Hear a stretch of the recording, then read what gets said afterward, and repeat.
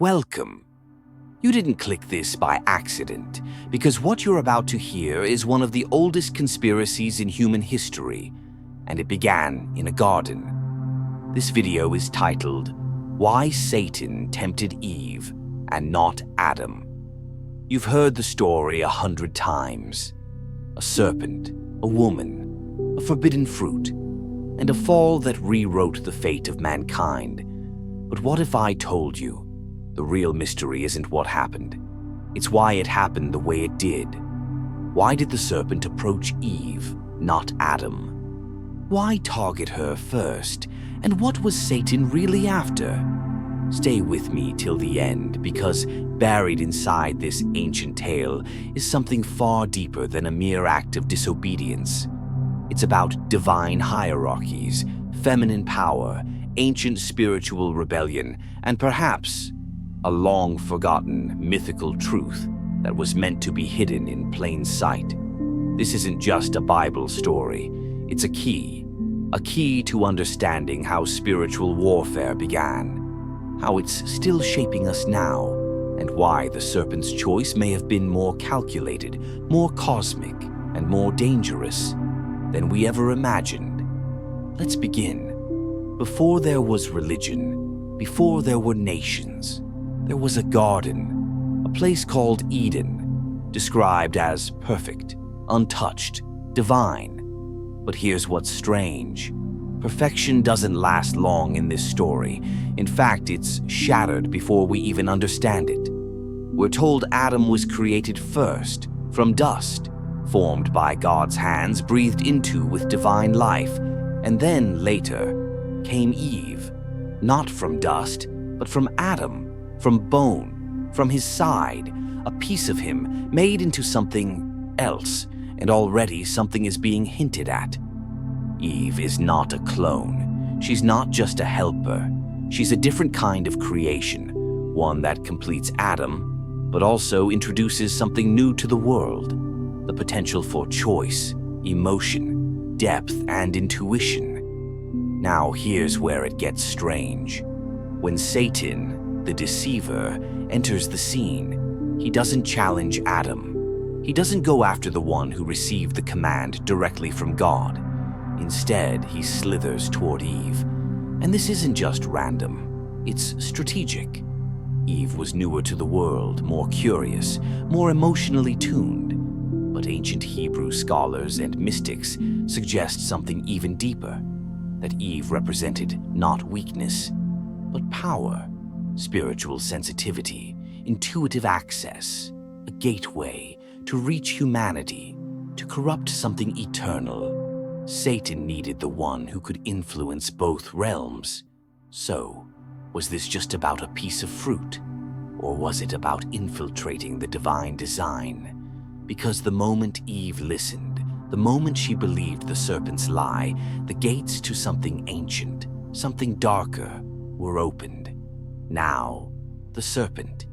He's not just some garden snake with a voice. In ancient Hebrew, he's called the Nachash, which doesn't simply mean snake, it means shining one, or enchanter, a being of wisdom, beauty, and deception. This was no ordinary animal. This was a spiritual intelligence, a rebel from the divine realm, cloaked in charm, armed with cunning. And his first move? Not destruction, but conversation.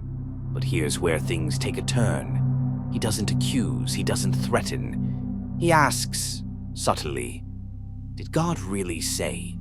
This is infiltration, not war. And Satan knows, to truly disrupt God's design, he doesn't need to kill Adam. He needs to bend Eve's will. Why? Because in ancient spiritual thought, the woman was seen not just as a helper, but as a bridge between heaven and earth, spirit and flesh, the masculine and the divine. Her womb could bring forth life. Her voice could influence the heart of man. Her choice could ripple through generations. So Satan targeted not the first creation, but the key to creation. This wasn't about physical strength. It was about access. And here's the eerie part. Many ancient writings, including some early Jewish mysticism, hint that the serpent chose Eve because of something hidden in her, a spiritual authority she didn't even know she had, a power that, if turned in the wrong direction, could unleash consequences far beyond the garden. And that's exactly what happened, because once Eve was deceived, Adam followed. And from that one crack in divine order came exile, curse, chaos, not because she was weak, but because she was pivotal. The garden wasn't just a paradise, it was a womb of destiny. Everything planted there, spiritually or physically, would multiply. So when Satan approached Eve, it wasn't only to break a rule, it was to plant something, an idea, a distortion, a corruption that would ripple down through the human race. Let's go back to Genesis 3:15, the first prophecy ever recorded. God turns to the serpent and says, "I will put enmity between you and the woman, and between your seed and her seed. He will crush your head, and you will bruise his heel."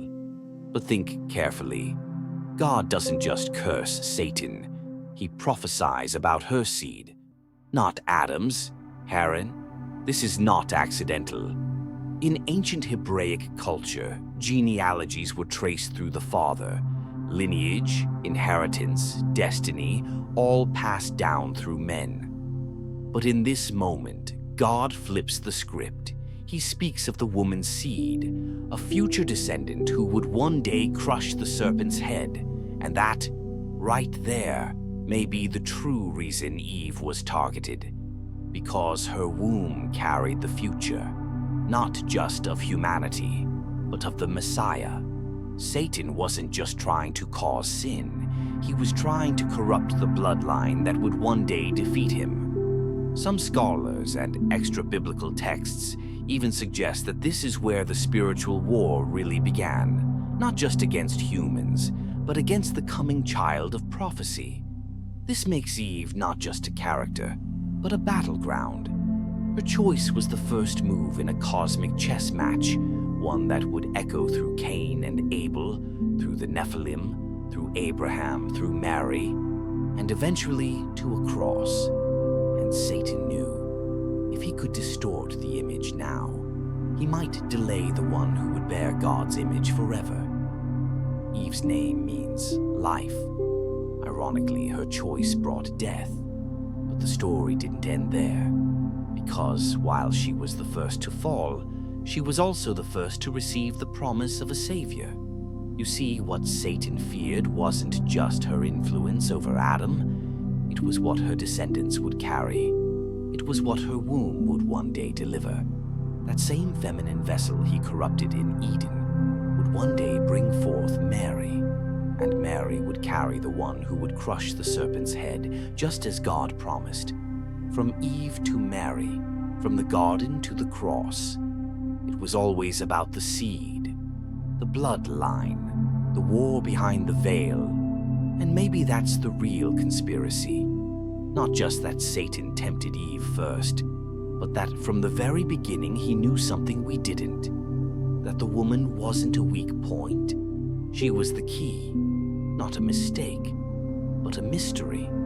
And within her, within the feminine spirit, was a hidden power that could shape kingdoms, birth destinies, and challenge darkness itself. So perhaps Satan didn't go after Eve because she was lesser. Maybe he went after her because she was dangerous. And if that's true, then the real question isn't, why did Satan tempt Eve? It's, what did she carry that scared him so much? If this story stirred something in you, if you see the Bible as more than just a book, but as a vault of mysteries, conspiracies, and forgotten truths, subscribe to this channel, because this is just the beginning. And the next mystery might change how you see everything.